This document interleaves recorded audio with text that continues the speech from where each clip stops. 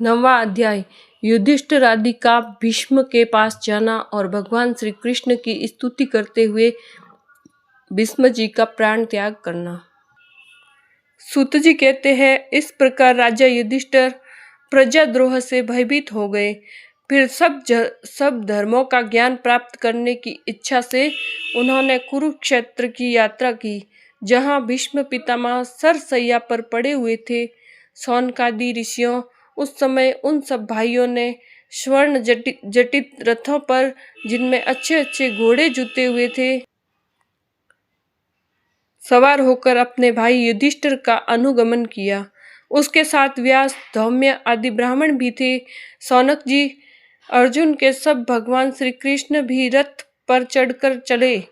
उन सब भाइयों के साथ महाराज युधिष्ठिर की ऐसी शोभा हुई मानो यक्षों से घिरे हुए स्वयं कुबेर ही जा रहे हैं।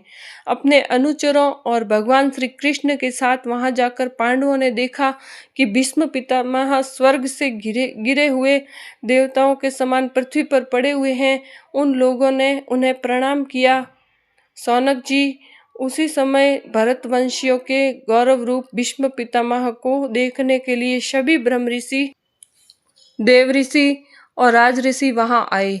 पर्वत, नारद, धौम्य, भगवान व्यास, बृहस्पति, भरद्वाज शिष्यों के साथ परशुराम जी, वशिष्ठ, इंद्र, प्रमदृत, गुरुत्समद, आसित, कक्षीवान, गौतम, अत्रि, विश्वामित्र, सुदर्शन तथा और भी सुखदेव आदि शुद्ध हृदय महात्मागण एवं शिष्यों के सहित कश्यप, अंगिरा पुत्र बृहस्पति आदि मुनिगण भी वहां पधारे।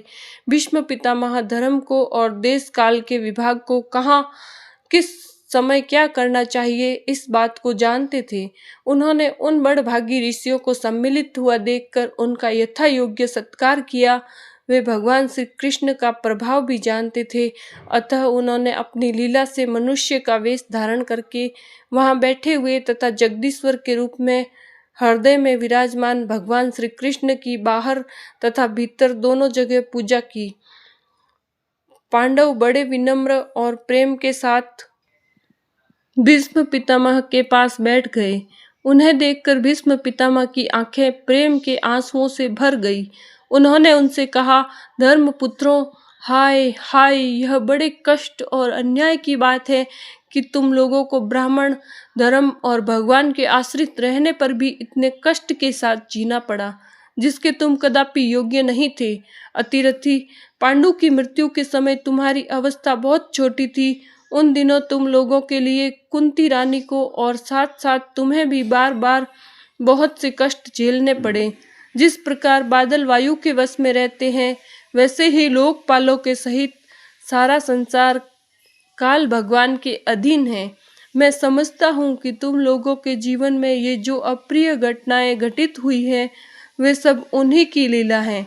नहीं तो जहाँ साक्षात धर्मपुत्र राजा युधिष्ठिर हों, गदाधारी भीमसेन और धनुर्धारी अर्जुन रक्षा काम कर रहे हों, गांडीव धनुष हो और स्वयं श्री कृष्ण सुहृदय हो, भला वहाँ की विपत्ति की संभावना है। ये काल रूप श्री कृष्ण कब क्या करना चाहते हैं, इस बात को कभी कोई नहीं जानता। बड़े बड़े ज्ञानी भी इसे जानने की इच्छा करके मोहित हो जाते हैं। युधिष्ठिर, संसार की ये सब घटनाएं ईश्वर इच्छा के अधीन है। उसी का अनुस्मरण करके तुम इस अनाथ प्रजा का पालन करो, क्योंकि अब तुम्हें इसके स्वामी और इसे पालन करने में समर्थ हो। ये कृष्ण साक्षात भगवान है। ये सबके आदि कारण और परम पुरुष नारायण है। अपनी माया से लोगों को मोहित करते हुए ये यदुवंशियों में छिपकर लीला कर रहे हैं। इनका प्रभाव अत्यंत गूढ़ एवं रहस्यमय है।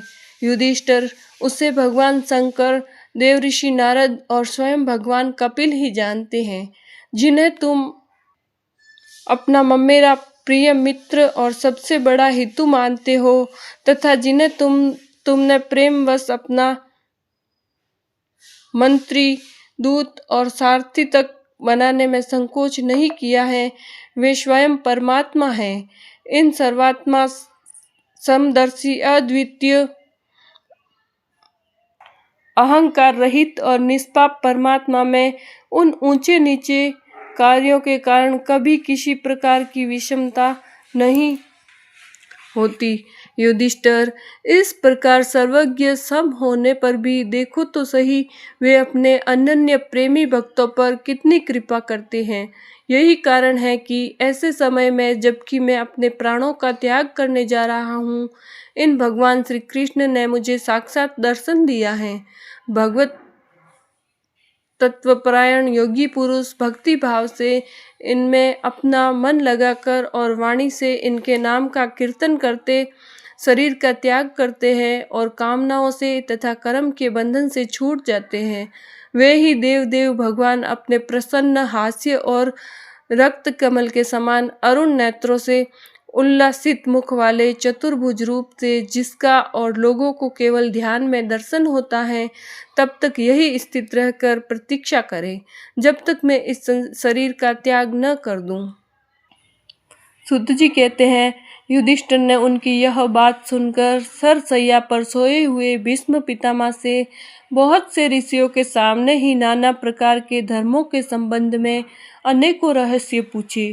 तब तत्ववेता भीष्म पितामह ने वर्ण और आश्रम के अनुसार पुरुष के स्वाभाविक धर्म और वैराग्य तथा राग के कारण विभिन्न रूप से बतलाए हुए निवृत्ति और प्रवृत्ति रूप द्विविध धर्म, दान धर्म, राजधर्म, मोक्ष धर्म, स्त्री धर्म और भगवत धर्म में इन सब का अलग अलग संक्षेप और विस्तार से वर्णन किया। शौनक जी, इनके साथ ही धर्म, अर्थ, काम और मोक्ष, इन चारों पुरुषार्थों का तथा इनकी प्राप्ति के साधनों का अनेकों उपाख्यान और इतिहास सुनाते हुए विभाग सह वर्णन किया। भीष्म पितामह इस प्रकार धर्म का प्रवचन कर ही रहे थे कि वह उत्तरायण का समय आ पहुंचा, जिसे मृत्यु को अपने अधीन रखने वाले भगवत परायण योगी लोग चाहा करते हैं।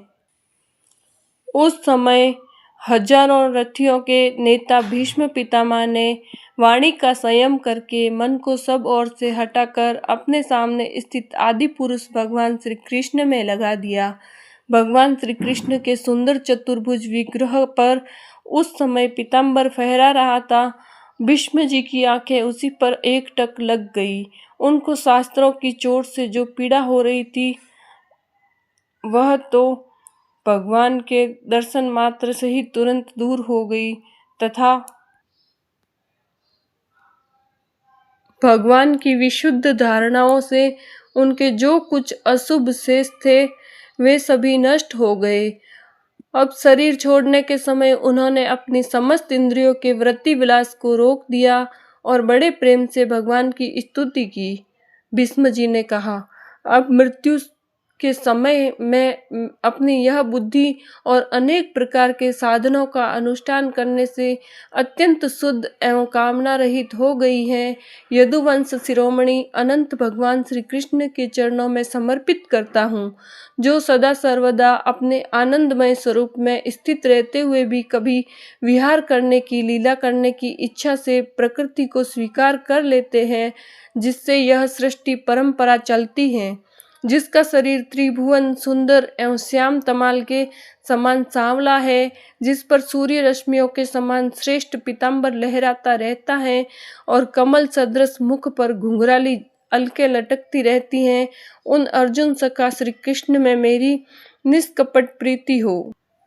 मुझे युद्ध के समय की उनकी वह विलक्षण छवि याद आती है। उनके मुख पर लहराते हुए घुंघराले बाल घोड़ों की टाप की धूल से मटमैले हो गए थे और पसीने की छोटी छोटी बूंदें शोभायमान हो रही थी। मैं अपने तीखे बाणों से उसकी त्वचा को बींध रहा था।